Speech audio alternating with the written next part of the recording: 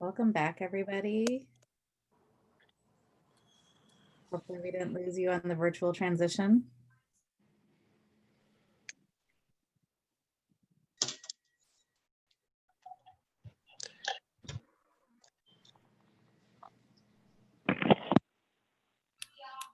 Do we want to take a moment and any big ideas that came out of your discussions that anybody wants to share while people are coming back? I'll share. Okay. I'll share. We had a nice participatory group, and so far as of today, none of the lab schools are open that people work with. We have one that's coming up next week with a very small amount of children, so that's a concern. People, I think, across the board had concerns around practicum and realistic utilization of practicum. Having, online virtual clips and access to online realistic, environments. Some problems with internet stability. We had some folks who've had fire evacuations and internet power outages, also access to internet when children are in the home and there aren't enough computers and there isn't enough bandwidth. Parenting and the stresses of parenting while working.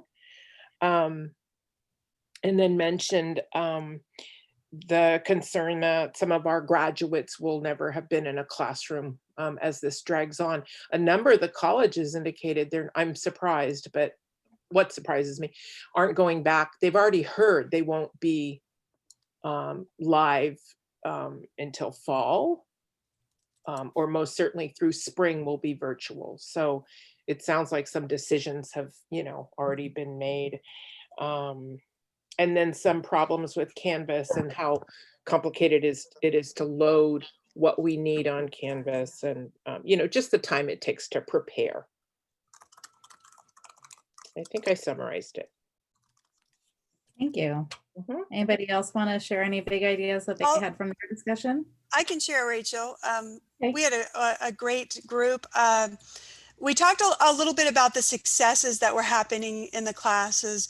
And one of the successes that was mentioned was the smaller group size and how nice it was to be able to, I think it was Laurie that said that it was nice to be able to have the smaller groups and really have that ability to connect with them on a different level, spend a little more time with them individually. The tenacity of the students showing up. We talked about, as Kathleen was stating, Wi-Fi and internet services and being kicked out of Zoom, and how fantastic it is that as an instructor, you can be out of your class, kicked out and be gone for 5 minutes trying to get back in, and you come back and your students are all there still waiting for you.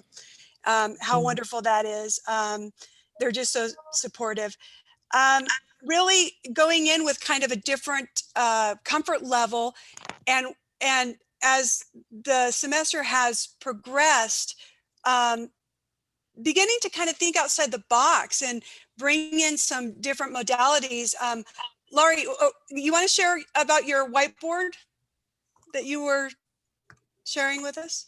Sure. I was saying previously, I was just doing screen sharing like this, doing my lecture and using breakout rooms in Zoom, and thought, okay, that's fine. But then I was coming up and I was just feeling like I was missing the interaction, like using the projector, the ECE projectors in the classroom. And so my daughter was not using her whiteboard. So I replaced the picture that I had behind me, put a whiteboard up. I'm able to move my laptop. I can just move it closer and then have a little bit more dynamic interaction with them when I'm not screen sharing. So it changed the feel a little bit. They seemed to like it. I could, they were sharing more out in the large group because I'm writing something up here, kind of like that scribe notion. So that was just kind of a familiar feeling to be able to use that tip or just the board. Thank you so much for that. And then we discussed some of the problems, Lila was talking about the trauma for students. You know, when Renee came in, and it really kind of, as she mentioned, kicked us into disequilibrium a little bit, and how that's happening in our classes much more often than we used to see. And how do we get through that? And Lila had a great way of addressing that. Lila, do you want to share that? Well, what I try to do is not ignore it, you know, and just sort of accept it, even though it happens a lot, and try to, if they can talk about it, talk about it. If they can't talk about it, still slow down a little bit and let other people, you know, respond. Possibly they're doing that in private chat, or possibly they're saying stuff. And after I was done saying that, my daughter's in the room, and she's also an early childhood person. And she said, you know, that's that what I could be doing too is bringing that to children who are traumatized as well. And she was talking about children that are being yelled at during Zoom calls, you know, that we need to be really aware that the trauma isn't just sort of internal, but that we are seeing a lot of stuff like that as well. Yeah. So important. So that's, thank you so it's much. an ongoing thing. Lila, a couple of people couldn't hear you say what you were just saying. Can you speak up a little bit and share your words of wisdom? They weren't so wise. I don't think, I think it's my iPad. I have had some computer glitches, but I'll type some of it into the chat. Okay. Thank you. Thanks, Okay. Lila. And then Rachel, one last thing I think was really important was brought up by Kathy, and maybe Kathy can share, working with English language learners, and how do we really make sure that we're able to support them in all of their needs when we don't have really the ability to read their body language in the same way that we can face to face. So Kathy, would you be willing to share a little bit about? Yeah, I was just saying that it's a little bit, there's some different challenges when you're working with the English language learners online on Zoom, as opposed to working with them face to face, because it is more challenging to read their body language. It's harder to see if they're understanding what you're saying. When I'm face to face with my second language learners, I can get a better feel of the classroom and see if they understand what I'm saying. If not, I can find different ways to say it. I can bring in props. I can do more demonstrations. It's much harder and more challenging to do that online. Sometimes, like someone shared, I'm only seeing part of their face. I might only see their name online. If their camera's not working, if there's internet issues, if they're coming, zooming in with their phone, I might only see their phone number. So I can't read their faces. I can't get a real good feel of if they're understanding or not. And if I ask for them to give me a thumbs up or one of their little emojis to let me know if they're understanding, I don't even know sometimes if they're understanding that request enough to give me the correct sign to say that they're understanding. Sometimes they're just doing it because their friends are doing it.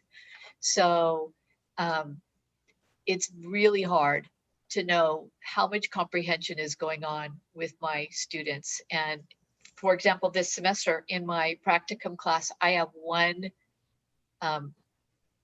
English as a first language student, and the others are all ESL students. It's real hard. So that's my biggest challenge this semester. Thank you, Kathy.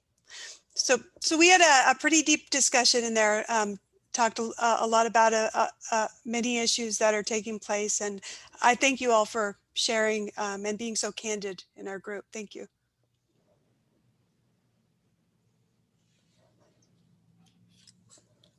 So if I if there isn't anybody else who would like to share.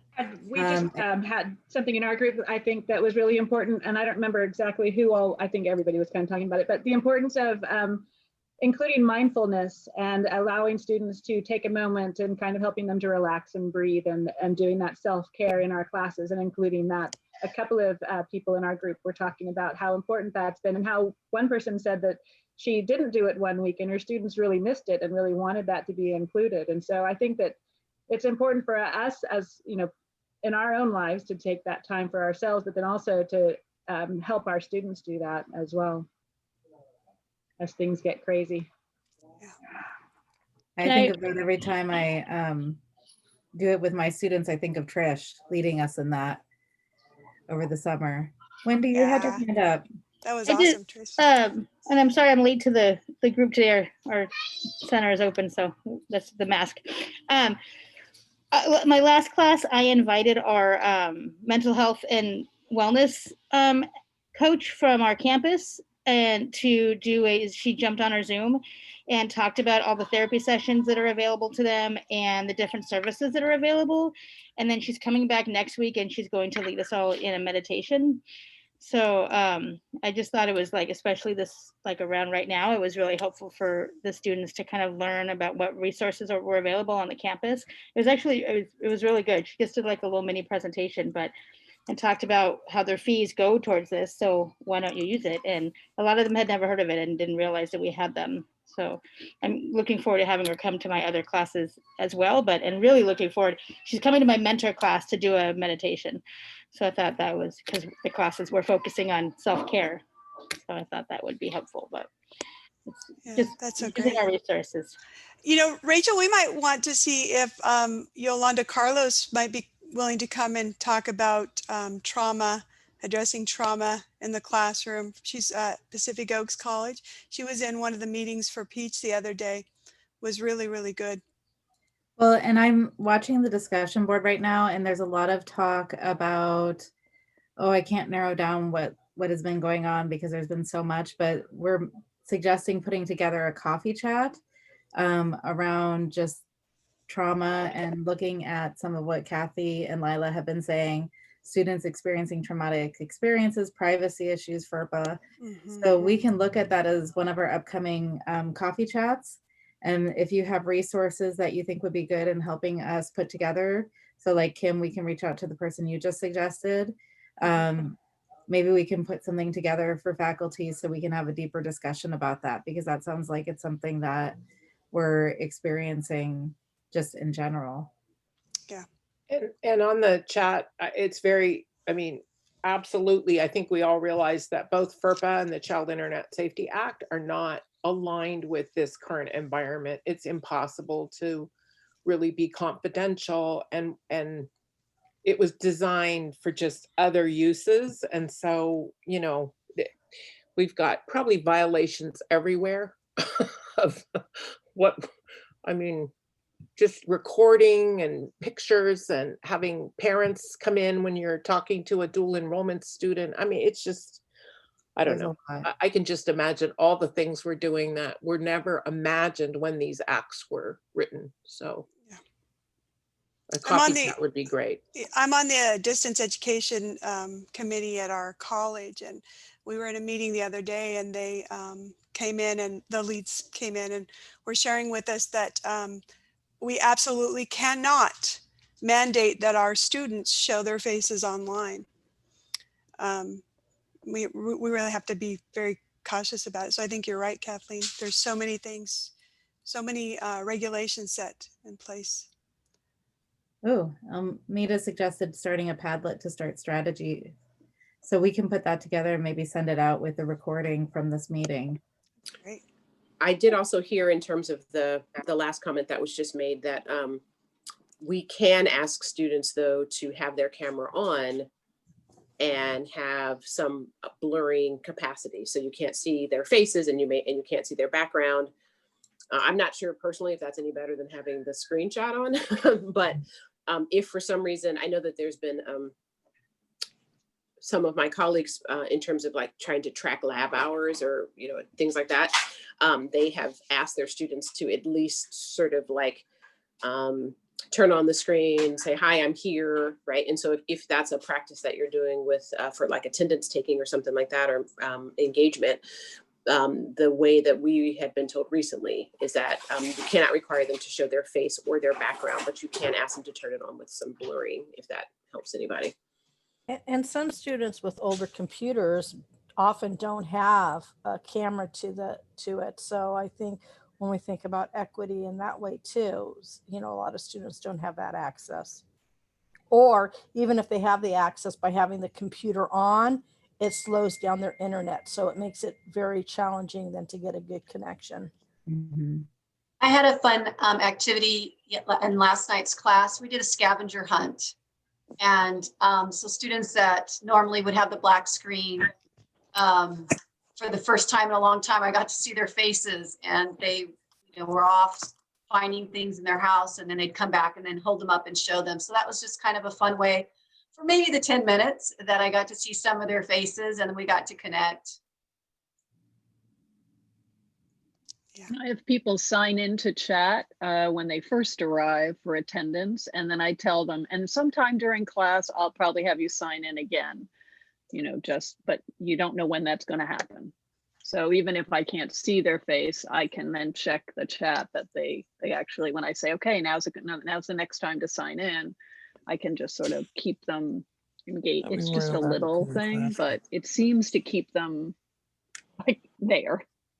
Can't talk for 7 hours. Andy, did you have something you wanted to share?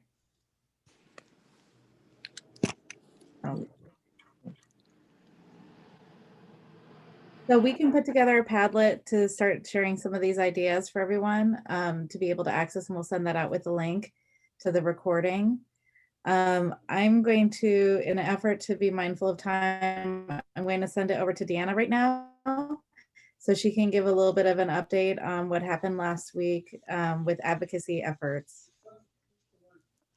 Hi, everybody. So one of the requests from this group, from all of the work that we've all done over the summer, was advocacy. So on the 21st, the leadership team was invited to meet with people from CDE, and I will try to find my list of names, and I may actually leave somebody out, and I will be sorry if I do, but included in that meeting from CDE was Sheila Self, Tina Transer, Sarah Neville Morgan, Maggie Steakley, Beth Malloy, Stephen Profiter, Nadira Jones, and it seems like I am maybe missing another person who was part of that meeting that may have come in just a little bit late. But we talked with them about the things that were in the white paper that we sent. The 3 things being the mentor program, raw and unedited footage, and lab schools. The majority of our time that we were with them, we spent talking about the mentor program, because that by far was the request of the people who were meeting in this ECE CoP, the need for the mentor program. And so as we were talking with them, they all understood, recognized the importance of mentorship with pre-service teachers, especially in COVID and post-COVID era, right? So they absolutely recognize that need. And they also recognize that funding streams that support mentorship, that they need to be revisited and perhaps resolved. That there are different ways to do mentorship. And so looking at the current mentorship program the way it is, looking to see what needs to be changed to meet current needs, and certainly funding streams were seemed to be at the forefront of their mind, along with the need for mentorship. I don't, these are my perceptions. I don't want anybody to think that I'm like putting words in people's mouths. So others who are there, if I misspeak, please, please correct me. But these are my impressions of how it went. So there definitely that need for support for pre-service teachers. They understand that that's a real thing. We all need that support, but no promises to do X, Y, or Z. And this was a beginning conversation for everyone. We then moved on to talk about the raw footage, raw and unedited footage, and access to the foundation and framework videos. And this is something that they're like, oh, yeah, we can definitely investigate that, because this is not a funding request. This is just a permission request, so that they could look into that to see if we could have access to footage from, say, West Ed. We also asked for footage, not just for 0 to 5, but definitely 0 to 8, and even on up through grade 12. So that we can support not just the ECE portion of our field, but also that K-12 portion as well. So that's something that they said that they would investigate. And then we got to the lab schools. And this became a really interesting conversation, at least from my perspective. We tied it back into the mentorship and recognized the importance of lab schools, yes, for students and faculty and the community to have childcare, but also as a place where high quality programs are being run as part of that support for pre-service teachers. What we were able to bring to the table with this group seemed to me to be a surprise for many of them, not recognizing all the different ways lab schools are funded. Some lab schools are completely private pay. Some lab schools get some partial or all funding from their schools. Some get state and federal funding as well. And even within the same district, that's not the same. And some lab schools are housed under student services. Some are housed under their CTE division, just like with our programs. Some of us are housed in CTE, some of us are not. And depending on how your particular school houses, the lab school houses your instructional department, means that that may put up barriers for access for different kinds of grants or different kinds of monies, like with Strong Workforce, for example. And so I don't know that that's something that they recognized completely, that it was so different depending on your location. One of the other things that in the discussion of the need for mentors and the need for lab schools is that it seemed that there was an assumption that all of our students had lots of experience working a job with children. And when I said, well, in my practicum class, probably any given semester, 50% of them have never had a job working with children. They might have had other kinds of experience, but at least 50%, and that's at the capstone. If we're looking at students earlier on, it's like probably 80 or 90% maybe who've never had a job working with children. And for them, that also seemed to be very surprising. And so it just reiterated that need for mentors and lab schools and high quality environments for our students to be in, so that they could become the best workforce for CDE and for private pay centers and for our field as possible.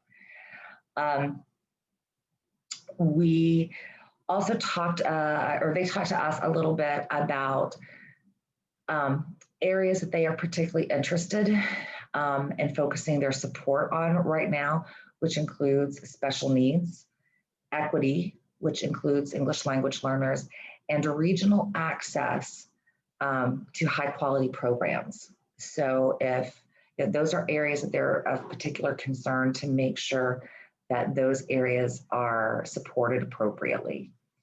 I'm trying to think of what else. There was anything else. The other thing is that when we left the conversation, they wanted to continue to have conversations.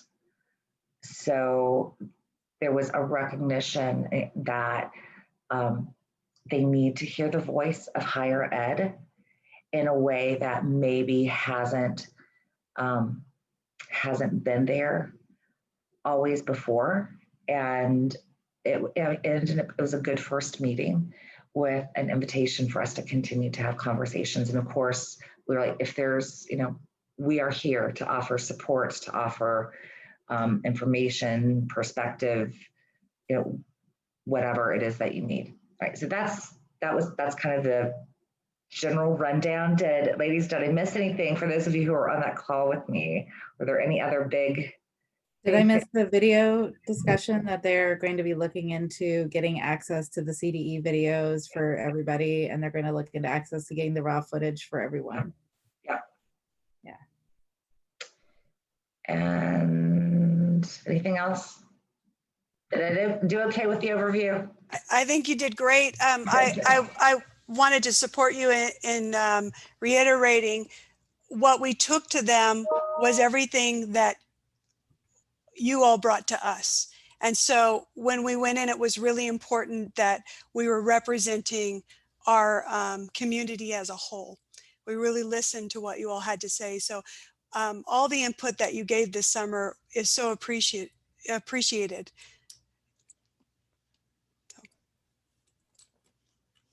I see that there is a question about what do they think is broken about the mentor program now? Yeah, I think I can address that. I saw that from Peggy. I think Deanna gave a good overview of what our intentions were. I do think, though, that I read into some body language around the mentor program that there maybe cost was an issue, and giving it over to local control was something that was said more than once, and funding for maybe some perceptions that this is a community college responsibility. And Stephen Propiter was with the fiscal area before, and if any of you have interfaced with him with contracts, I think it showed his, that was there was a tone of fiscal concern, I think. And I think Michelle's on this call, maybe she knows more, but I don't know. I definitely, the video thing sounded more hopeful. I'm not sure if they really moved on the other two. But, yeah, Kathleen, your perceptions are right on. We had that meeting over a year ago in person with them. Yeah. When we were with Sarah and Stephen, and when they were talking about, reducing our program cost. I mean, a program allotment for this year that we're going into now, or we are in now. I mean, you guys are all still waiting on that. Yeah, that was exactly the thing, is that they feel that higher ed should be much more bearing the cost of the program. They don't see why CDE is involved in it. There was also that, yes, about the local control, really bringing everything under QCC and those local hubs was definitely in their radar and where they want to be moving forward. And then also the stipends, since it's a stipending program. And so those were all things that we were made aware of over a year ago. And so when Deanna was speaking, I was just like, yep, that's exactly where they were at then. Sounds like they're still there. The equity issues that she mentioned were exactly what they had mentioned over a year ago.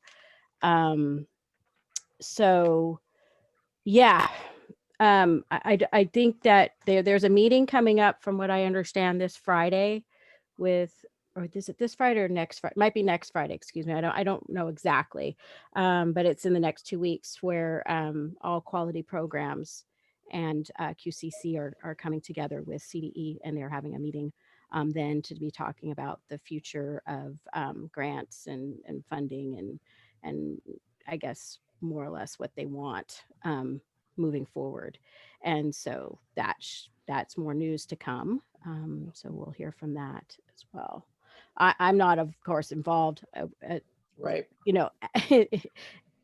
Involved on the daily with the mentor program, but I'm still very, involved with it, as far as my friendship with Marianne and my connection with the program, and now being the mentor coordinator at Merritt College. So I will definitely keep you all posted is what I know. But I do know that Marianne said for the update for you all, she's still waiting on Chabot College, which is the institution that manages the mentor grant, to get back to her now that we have heard that the grant is going to be funded. Of course, we don't have it in hand. The contract is not in hand. But if the college will agree to go ahead and let dollars flow prior to receiving that contract, like they have in years past, but with all of the presumption, or not presumption, but all of the thought of not knowing, the college had put the stop on that. And as you know, all community colleges are hurting for money, not just Chabot College. And so Chabot is, hesitant to put money out without knowing for sure that money is coming in, right? And so she's just waiting on that. She's had a meeting, and so she's waiting on that feedback from them, if we can go ahead and move forward with the fall for the spring, for the mentor program, versus waiting till the spring when we know we should have the contract in hand. But the contract is coming, that I know, but not being able to do anything now, because being in these meetings, I know how important it is to have these mentors right now. Spring is great and all, but where we need them now. So yeah, thank you, Michelle. That's what I heard was the original issues. I don't think they've budged off those issues. Having been in fiscal negotiations with Stephen Profferter before, that is his mindset, so it doesn't surprise me. I do think, though, that Peggy made a point in the chat that that perception was made a year ago, and we are now in a very different world. And I would really hope that they would re-examine based on what we're dealing with today. But exactly. And so that's, it didn't sound like it's progressed. Not as of yet, but we'll see what happens with that meeting that they're having, with the quality programs. Because I know that's Marianne's charge, is when she goes in there, that's what she's going to be, really advocating about, is how responsive the mentor program was to COVID, how essential the mentors are to navigating these times of crises and such, and being that connection between the higher ed and the workforce. So really showing that connection with that program and how it works as that bridge. So hopefully they will listen. And those are, Michelle, and thank you for that. That is definitely something that we talked about, especially in times of COVID, when students are isolated and when there's a lack of hands-on experience, and when they're really needing that additional support in a way that they never have before. So we definitely brought that piece of the current circumstances to the table. So to have that reiterated again and again may help with at least a temporary, if not permanent, change of view, while it continues to be worked out, the long-term form of the mentor program. Yeah, and so I just want to say thank you to all of you who were in that meeting, and being another voice, because often the contractor is looked at like, of course they're going to want this program. So it's good to hear that was the voice of the actual recipients of the program saying it is needed. So they heard that, which I think is something maybe a little more new for them. But their confusion on how the program operates and who it benefits, especially the students who have never worked, I was glad they heard that again from you, because that was something we were very clear about in our meetings prior. But it again, I just think it's the reiteration of the information, and making sure that they keep hearing it from people other than the contractor. Yeah.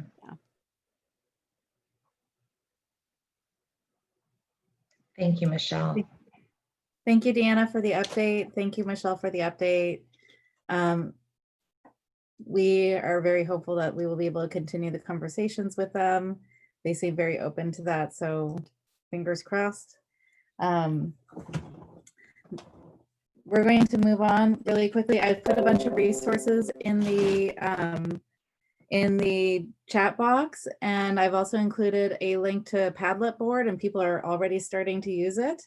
I will put all of those resources up on the ECE Faculty Collective website for you to be able to have access to those.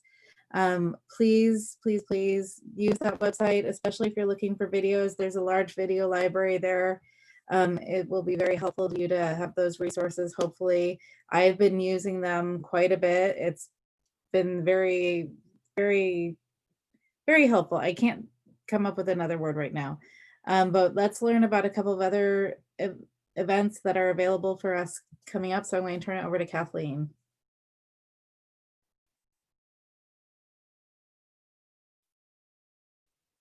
Am I sharing? Yes. The screen? Great. Okay, I'll just go quickly.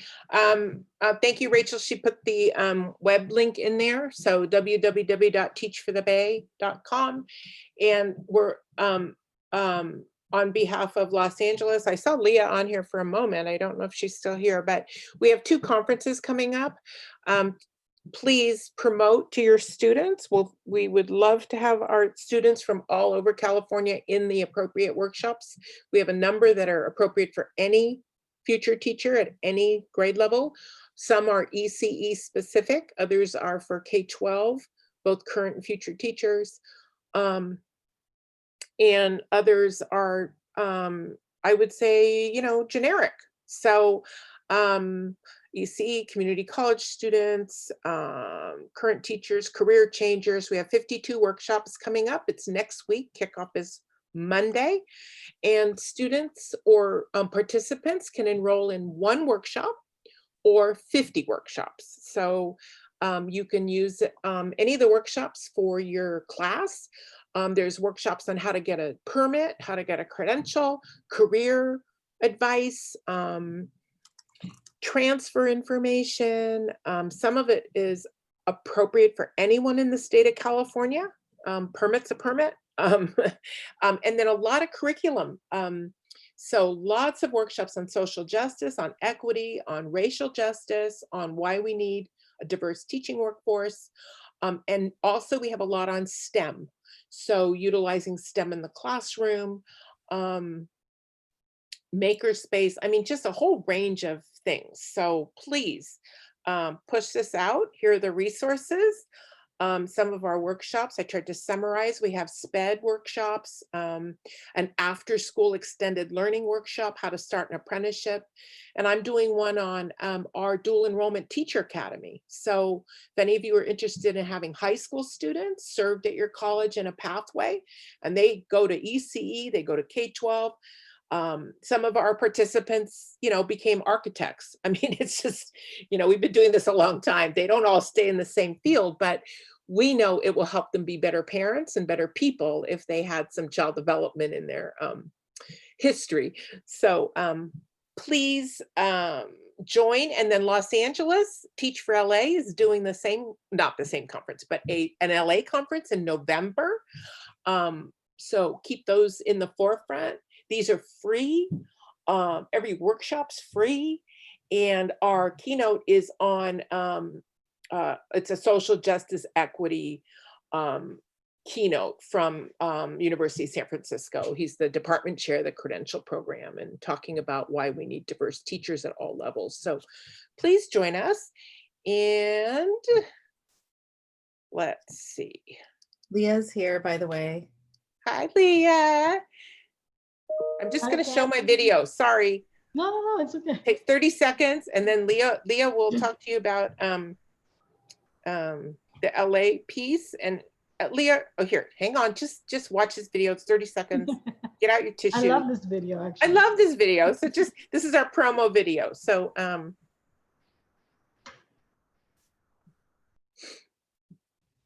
while it's loading, Kathleen, I just wanted to say really quickly, when we were in the ECE co-op, I mean the EDU co-op meeting the other day, some of the instructors or teachers were saying they were actually going to be taking their students as a class to some of those workshops that you're having. I thought that was fantastic. All right, I don't want to hear worship set with Amanda and Lindsay Cook. That was so hang on. Leah, why don't you go while I try to get this? YouTube's not cooperating. Okay, so the LA event is, of course, very similar to what Kathleen described. So we are going to be offering a wide array of topics as well. Our target audience would be similar to what Kathleen mentioned: future teachers, current teachers, ECE, child development, CTE, STEM. Um, our flyer is already in our teachlarc.org website. It is going to be 3 weeks from November 2nd to the 20th. But we will not be doing workshops during elections as well as Veterans Day. We intentionally decided not to do workshops on those days. Also, we do encourage our teachers also to use this or to ask their or to encourage their students to attend these workshops, and hopefully teachers will give them fieldwork credit. We are also going to tag all our workshops that are taught by credentialed teachers, so you know which ones are taught by credentialed teachers. Uh, some of our workshops are going to be recorded. Sorry. Sorry. Just watch it, then listen to Leah.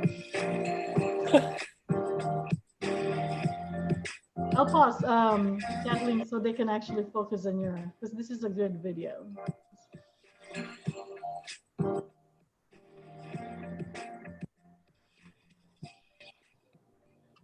It's choppy.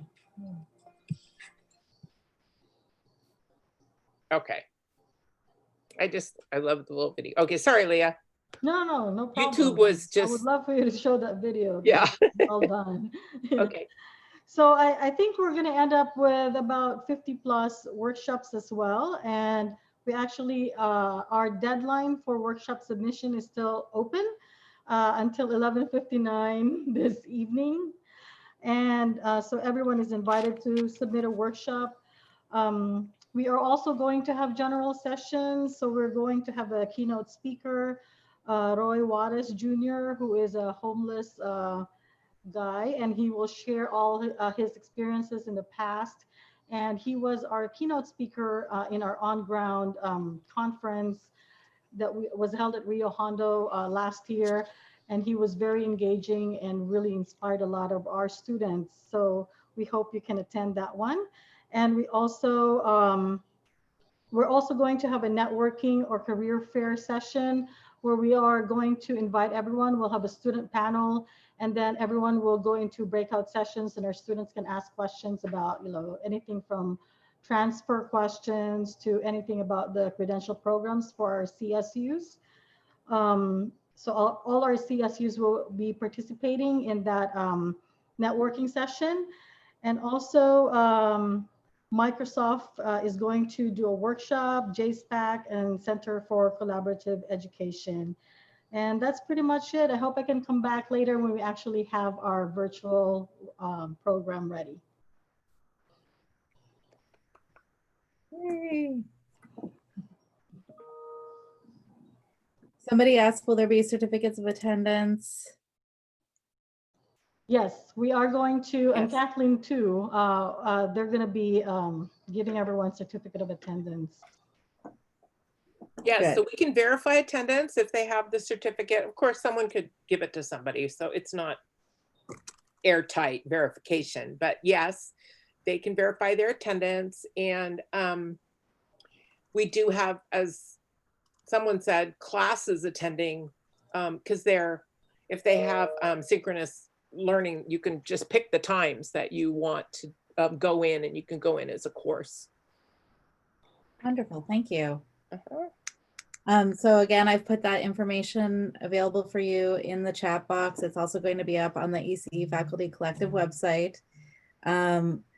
We only have a couple of minutes left. Thank you so much for hanging in with us.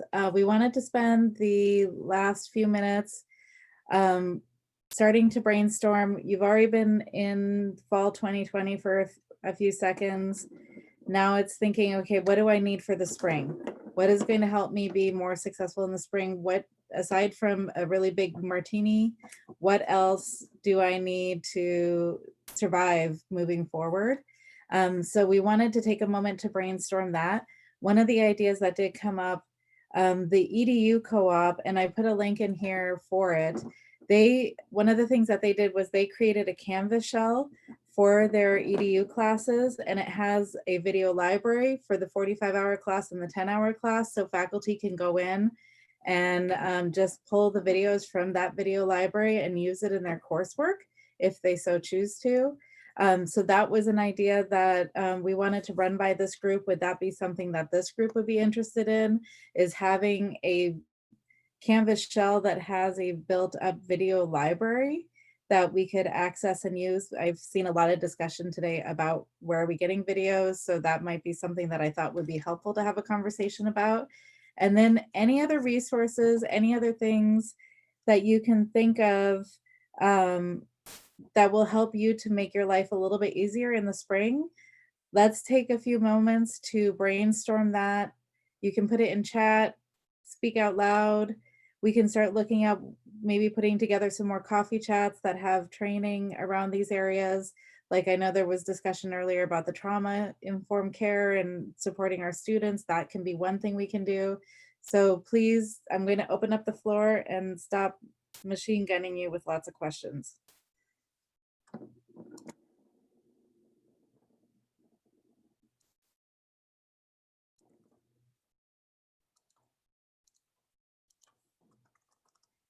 And I see from, since nobody's taking the second, I see from Dana, she's saying various video libraries in one place would be great.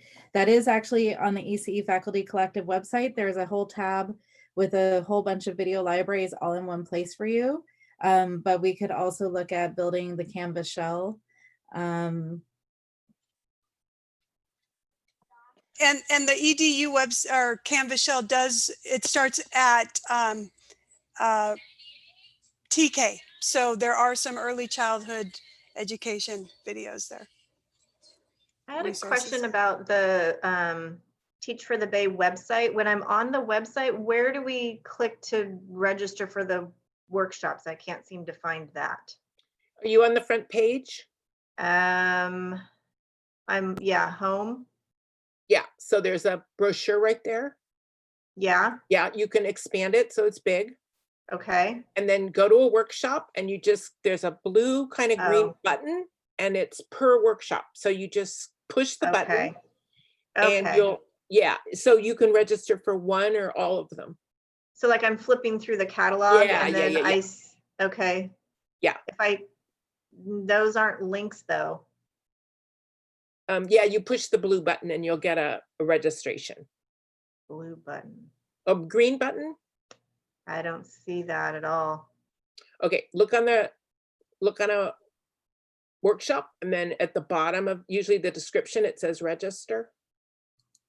I see. I'm looking at the table of contents, right? No. Go to the workshop.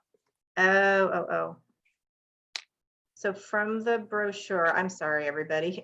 It's okay, because that I would love all of you to participate. So some of the people on this call are doing workshops. I saw a couple names of people that are actually their college is doing a workshop. So it's the very first thing on the homepage. Like I can click through and look at the table of contents of the list of all of the workshops. Right. Then you go to the actual description of the workshop. Oh, so I need go to like to page 32 pages or something. Yeah, just keep going. Oh yeah. Okay, now I see it. And you'll see a blue button or green. Yes, on your screen. it's blue. Okay. Yeah, and you push it, and that'll say you're registered for the workshop.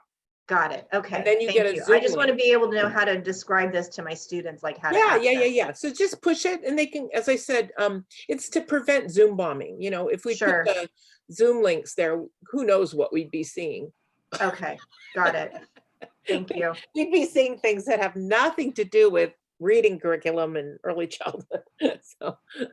So I wanted to point out, going back to the idea of videos, that we already have Canvas sites for all of the CAT classes through the OER work that the college, I think College of the Canyons has done. It'd be great. They have some videos there, but I have a really hard time accessing them and getting them into my online classes. It'd be really nice if whatever we're doing kind of builds with these other resources, so we don't have two Canvas sites, and so that we're building on the Canvas sites that are already there. I'm going to make I'm going to make a note of that in the chat, so when we go back and look at the notes, I will have that. Because I did that's put it in the chat. Very good point, Lisa. Kelly Barnett says, yes, I would love a Canvas shell for resources.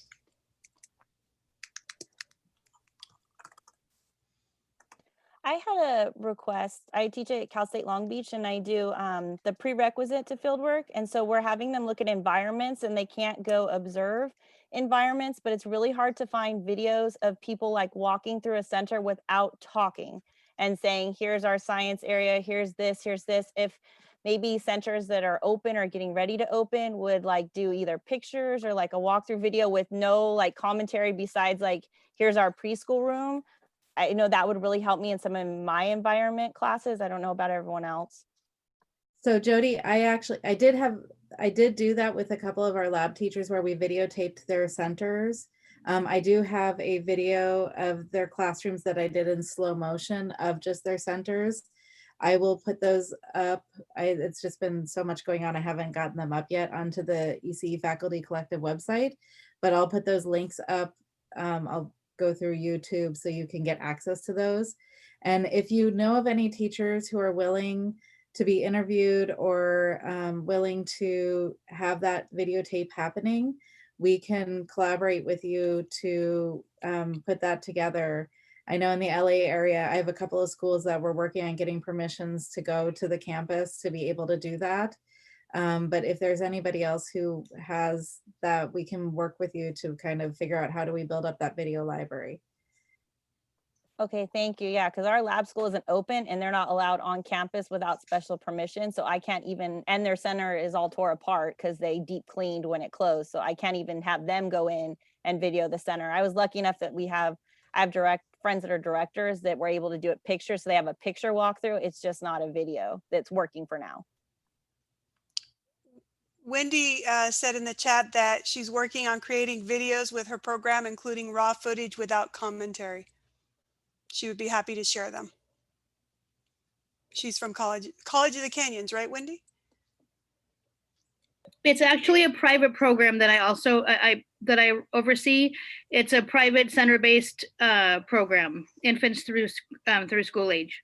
So I just met with my videographer yesterday to design how we're going to do it and to get the footage from all the different classrooms. And sorry, it looks like I don't know, my video went. And so, yeah, so it's not from, it won't be from COC. I think COC is also working on it, but this is a private program. Okay. But it's a quality-based program. Wonderful. So we do not have a date for the next meeting, but we will be having a coffee chat in the near future. I will get that information out soon. It'll probably be in the late October timeframe as we work on pulling together these resources of what you're requesting and possibly gathering guest speakers to speak on the topics that you're requesting. So if you have any other ideas of support that you need, any ideas of what we could be doing to help make the spring a little bit easier for people, if there are any ways that we can build on what we've already built with the ECE Faculty Collective website. We've just put the Padlet link and I'll put that up on the ECE Faculty Collective website. Please share that information with your colleagues so they also have access to it. But if there isn't anything else in respect to time, I want to thank you all for your time and your participation and your ideas. And we are so grateful that you are here participating with us. So thank you for being who you are and doing everything that you're possibly doing.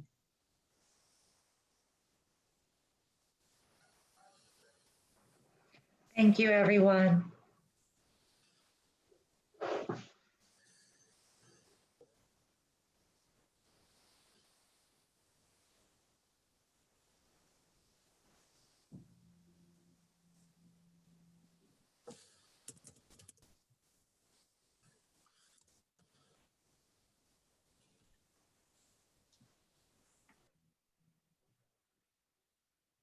Amita's blowing up.